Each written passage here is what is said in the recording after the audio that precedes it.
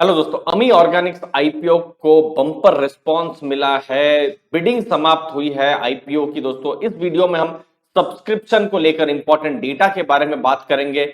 Important dates जो अगर आपने अप्लाई किया है तो जरूर आपको जो जाननी चाहिए उसके बारे में। ग्रे मार्केट ट्रेंड्स हम आपको यहां पर बताएंगे। लिस्टिंग डे के समय क्या एक्सपेक्टेशन रखी जा सकती है, और दोस्तों लास्ट में अगर आपने यहाँ अप्लाई किया है, इन्वेस्ट किया है पैसा, तो बिजनेस से जुड़ी हुई कुछ इंपॉर्टेंट बातें दोस्तों इस वीडियो में हम बात करने वाले हैं। देखिए, इशू साइज इसका बहुत बड़ा नहीं था, छोटा इशू साइज था, 569 करोड़ का था। सब्सक्रिप्शन आप देखेंगे तो 64 टाइम्स सब्सक्राइब हुआ है, मतलब ये ओवर सब्सक्राइब हुआ है। अब उसमें भी अलग अलग कैटेगरीज होती है, जैसे क्यूआईबी कैटेगरी है। क्यूआईबी में बड़े बड़े म्यूचुअल फंड्स हैं, इंश्योरेंस कंपनीज हैं, वो सब आ गए तो 86 टाइम्स, जो कि बहुत ही डिसेंट कहा जाएगा। एनआईआई जो 2 लाख से ऊपर का इन्वेस्ट करते हैं, और बहुत बार जो एनआईआई जो कैटेगरी होती है, लोन लेके भी 7 दिन 8 दिन की लोन लेके भी इन्वेस्ट करती है, तो 155 टाइम्स तो ये डिसेंट नंबर है। रिटेल सब्सक्रिप्शन जिन्होंने 15,000 से कम का जो लॉट साइज था जहां पर उन्होंने अप्लाई किया है, तो 13.4 टाइम्स सब्सक्राइब हुआ है। अब रिटेल में अगर आपने अप्लाई किया है तो क्या अलॉटमेंट के चांसेस रहेंगे, वो हम बात कर लेते हैं। देखिए, चांसेस थोड़े से टफ रहने वाले हैं यहां पर। क्यों टफ रहने वाले हैं? क्योंकि रिटेल जो सब्सक्रिप्शन हुआ है on the basis of application 11.4 times हुआ है, तो 11 टाइम्स आप समझ सकते हैं। तो इसका मतलब है एक तरीके से कि समझ लीजिए आपके घर से 11 एप्लीकेशन गई है, तो एक एप्लीकेशन का जो है अलॉटमेंट होने के चांसेस है। आप आसानी से इस हिसाब से समझ सकते हैं। तो चांसेस थोड़े से यहां पर अलॉटमेंट के टफ रहने वाले हैं।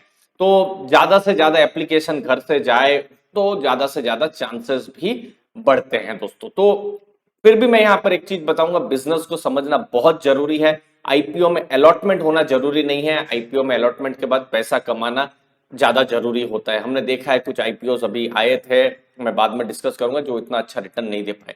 अब इंपॉर्टेंट डेट्स की तरफ जाते हैं, लेकिन उससे पहले दोस्तों, अगर आपने अभी भी डीमैट अकाउंट, आपने आपके परिवार में आपके फ्रेंड्स लोगों ने डीमैट अकाउंट नहीं खोला है, तो एक्सप्लोर कर सकते हैं एलिस ब्लू को। नीचे मैंने डिस्क्रिप्शन बॉक्स में लिंक दी हुई है, जहां पर फ्री डीमैट अकाउंट है, फ्री ब्रोकरेजेस है इक्विटी डिलीवरी में, तो आप इसको भी एक्सप्लोर कर सकते हैं दोस्तों। अब मैं आपको इंपॉर्टेंट डेट्स के बारे में बताऊं। देखिए, बेसिस ऑफ अलॉटमेंट जो है सितंबर 8 को होने वाला है, और लिंक जो है 9 सितंबर को एक्सपेक्टेड है।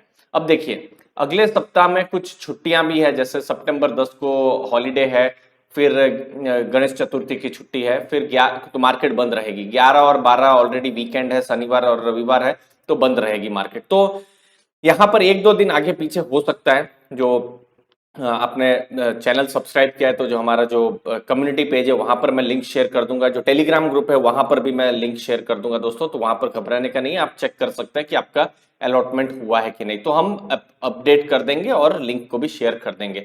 लिस्टिंग अभी 13 तारीख नहीं, 14 तारीख को एक्सपेक्टेड है कि लिस्टिंग इसकी हो जाए। तो भी चूंकि छुट्टियां हैं अगले सप्ताह में, तो कुछ भी चेंज इधर उधर होता है तो हम आपको बताते रहेंगे। अब लिस्टिंग डे के समय क्या एक्सपेक्टेशन रखी जा सकती है, तो दोस्तों अभी फिलहाल 15% का ग्रे मार्केट प्राइस बोल रहा है। जो भी हमने सेकेंडरी रिसर्च की है, अलग अलग जो भी डेटा हमने गैदर किए अलग अलग सोर्सेस से, अब ये कुछ दिनों पहले 20%, उससे भी ज्यादा था, तो ये गिर रहा है।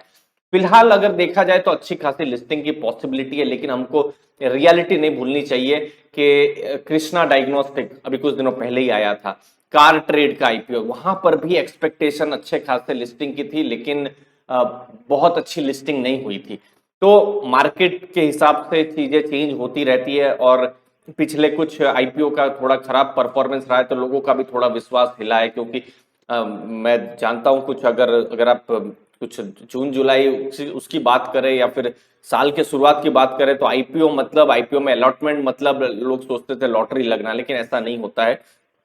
मैक्सिमम आपकी वेल्थ में कितना ये कंट्रीब्यूट करेगा, 15,000 का 18,000 होगा या 20,000 होगा, उसकी आपकी टोटल वेल्थ में ये बहुत बड़ा नंबर नहीं है। तो इसीलिए आईपीओ में अलॉटमेंट बहुत बड़ी बात नहीं है। आईपीओ से पैसा कमाना और इनफैक्ट अच्छे बिजनेसेस को समझना। तो दोस्तों यहां पर हम इसके बिजनेस को भी हम यहां समझने की कोशिश करते हैं। स्पेशलिटी केमिकल मैन्युफैक्चरर है, लेकिन मेन बिजनेस एपीआई के बिजनेस से आता है। अब एपीआई का बिजनेस जो है, समझ लीजिए कोई भी दवाई बनती है, तो दवाई में अलग अलग इंग्रेडिएंट्स होते हैं, तो उसमें एपीआई होता है। तो अमी ऑर्गेनिक्स उसको बनाती है।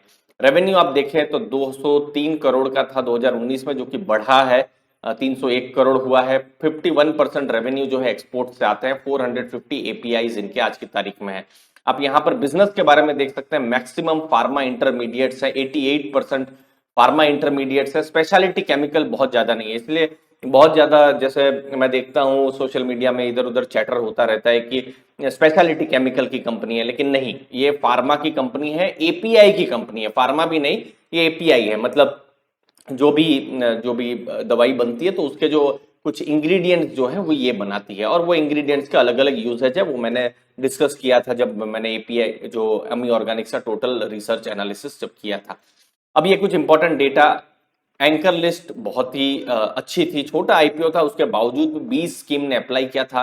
4 म्यूचुअल फंड, एसबीआई है, निपॉन है, यूटीआई है, सुंदरम है, उनकी अलग अलग स्कीम्स ने अप्लाई किया था, तो डिसेंट म्यूचुअल फंड की लिस्ट थी। पी रेशियो अगर आप देखें, वैल्यूएशन देखें तो वैल्यूएशन ठीक ठाक है। ऑलरेडी हम देख रहे हैं कि केमिकल कंपनीज, एपीआई कंपनीज को ऑलरेडी 45 से ऊपर का वैल्यूएशन मिला हुआ है, तो इसका 41 42 का पी रेशियो है, जो कि डिसेंट है। बाकी रिस्क भी हमको बिजनेस में समझना है, इंस्पेक्शन होते रहते हैं, ऑडिट्स होते रहते हैं, तो कोई भी एक नेगेटिव ऑब्जर्वेशन आ गया तो फिर फर्क पड़ सकता है, नेगेटिव फर्क। टॉप 5 कस्टमर में 44% रेवेन्यू आता है, तो वो भी चीज समझनी है हमको।